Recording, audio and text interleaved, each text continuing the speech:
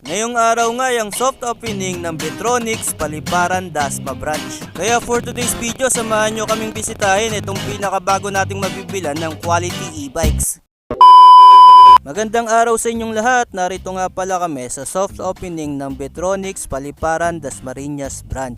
At masasabi ko talaga sa inyo na napakagaganda ng mga e-bike nila. Ang gaganda rin ng mga specs niyan at very affordable. At ayan na nga, nag-speech muna si Sir Aher, ang General Manager ng Betronics. Yan, kasama rin dyan si Sir Dax, ang Production Manager ng Betronics, at yung iba pang employees ng Betronics. Ayan, very inspiring yung mga sinabi dyan ni Sir Aher. Marami tayo sa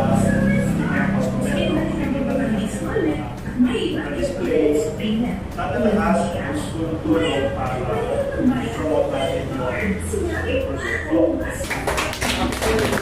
Kaya yan guys, kung naghanap kayo ng e-bike, e-trike o e-4 wheels, meron yan dito sa Paliparan Dasmariñas. Katabing-katabi lang ito ng Royal Star Appliances, kaya makikita nyo talaga ito. O ito yung kabaan ng Molino Paliparan Road, dun yung papuntang GMA, dito naman sa kabila yung papunta ng Kadiwa, Dasma at Bacoor. Tapos dito lang itong Betronics, nakatabing-katabi ng Royal Star Appliances. Kaya guys, bisitahin nyo na itong Betronics Paliparan Dasmariñas Branch.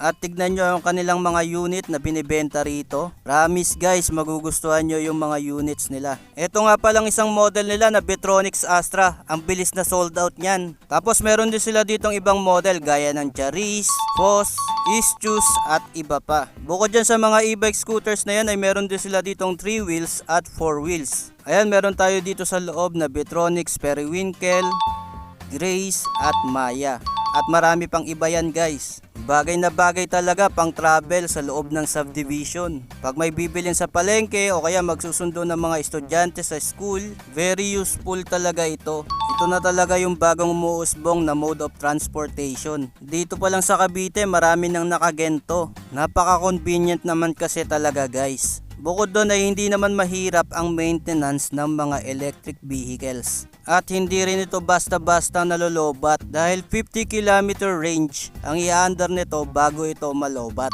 Kaya malayo-layo na talaga yun guys. At sulit na ang paggamit nyo nun dito sa e-bike. At syempre pa, dahil electric bike na to ay hindi na to magbubuga ng mga usok na makakadagdag sa polusyon. Naka-promo pala sila nun na 15% off sa first 15 clients. Kaya talagang ang siswerte ng mga nakabili ng soft opening. Kaya naman, choose electric, choose Betronics. Narito yung mga lugar kung saan makakabili kayo nitong Betronics. Ayun lang guys, maraming salamat sa pagsama nyo sa amin dito sa pag-attend namin sa soft opening ng Betronics Paliparan Branch. Kita-kits ulit tayo sa mga susunod ko pa na videos.